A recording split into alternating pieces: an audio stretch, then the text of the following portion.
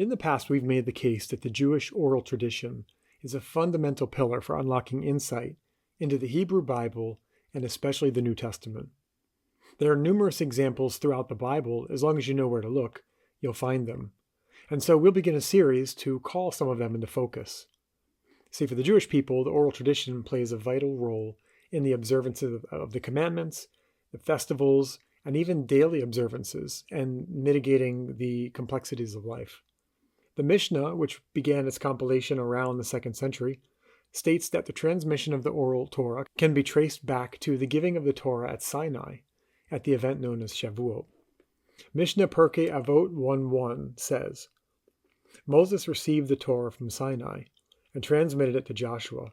Joshua transmitted it to the elders to the prophets, and the prophets transmitted it to the men of the great assembly. And that brings us up to the period of the last prophets. In fact, the tradition continues to this day, ever unfolding and revealing guidance as new complexities and circumstances emerge. Though some may not be convinced, one way to illustrate the vitality of the oral Torah is through exploring examples in the biblical texts themselves. In this work, we will briefly explore an example in the book of Haggai that many readers may simply overlook. So the context of the book of Haggai, it's one of the 12 minor prophets in the Hebrew Bible, situated in post-exilic period of Jewish history. Dated to around 520 BCE, Haggai delivers a series of messages urging the Jewish people to rebuild the Second Temple in Jerusalem. His prophecies are concise, but they're densely packed with meaning, making them an ideal case study for exploring the depth added by the tradition. In the 2nd chapter of Haggai, God encourages the prophet to quiz the Kohanim, the priests. These are the keepers of the temple, to ensure that they're prepared for the rigorous and important tasks ahead. Haggai wanted to ensure they had not forgotten the laws of purity throughout the exile. And though they qualify as priests, they may not have the requisite knowledge to execute the offerings correctly. This would be a significant problem for the nation. We read, Thus says the Lord of hosts, Ask now a Torah of the priest, saying, If one carries consecrated meat in the skirt of his garment, and with his skirt he touches bread, or pottage, or wine, or oil, or any food, does it become holy? In this first line, notice that the word Torah is used here, indicating that the answer is considered within the realm of Torah knowledge. Haggai is asking questions that test their knowledge of ritual purity and the various degrees associated with contamination. It's important to note this, that the answer is not to be found in the written Torah. And the priest answered to his first question, no, simply. Haggai then asks another question pertaining to this cross-contamination. Then said Haggai, the text reads, If one that is unclean by a dead body touches any of these, shall it be unclean? And the priest answered and said, It becomes unclean.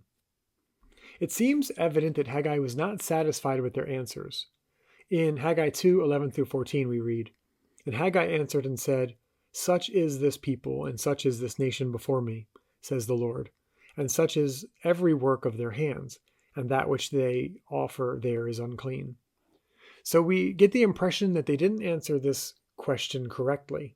And again, I want to remind everyone we're looking at the oral Torah. That's the source for this information. It's not in the written. So the answer is way more complicated as well than we are aware at first glance. The sages of the Talmud discuss this topic in depth. And if you go to the show notes or follow the link back to this article, I have these sources for these discussions. They recognized further nuance in Haggai's question. It can't be overstated that this is an incredible amount of institutional knowledge behind this prophet's question, which leads us to ask, where would the Kohanim, these priests, have learned this information? It's the oral Torah. A commentary on the Talmud breaks this down for us, and I'll read this. It says, The bread came into contact with the corner of the garment, not with the primary source of impurity itself. Accordingly, the garment assumes first-degree ritual impurity status, which confers upon the bread second-degree ritual impurity status, which confers upon the stew third-degree, which confers upon the wine fourth-degree ritual impurity. But since the wine cannot confer fifth-degree ritual impurity status upon the oil remains pure. So here we're seeing this discussion unfold. They're discussing the degrees of contamination when an item that's unclean touches something that touches something else? How many degrees away from that? And this might seem like overthinking or getting too much into the weeds. But if you look at the prophet's answer, he indicated that they didn't understand this information well enough, and he had a problem with their answer. So in short, the transfer of purity and impurity depends on many factors.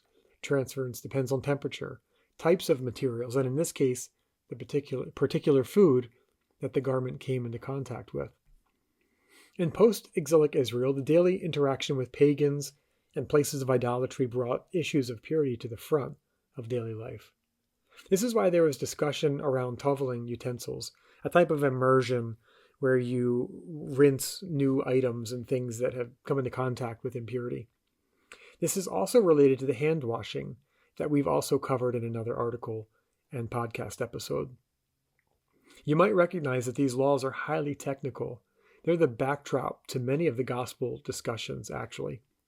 Perhaps now readers can see the complexity behind the discussions and the error of attributing some of these gospel discourses to food regulations being lifted or hand washing being counterintuitive to spirituality. There's a lot more going on here in the Gospels particularly, and the only way to make sense of them is through understanding the Oral Torah. As you can see, there's still much more to understand here. There's more going on here than simple concern for germs and bacteria. This level of scrutiny is essential to preserve and protect holiness.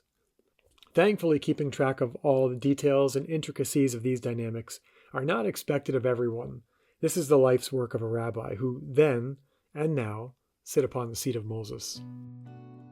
That's it for today's episode. I hope you enjoyed this topic. Remember, you can find more information at thehiddenorchard.com.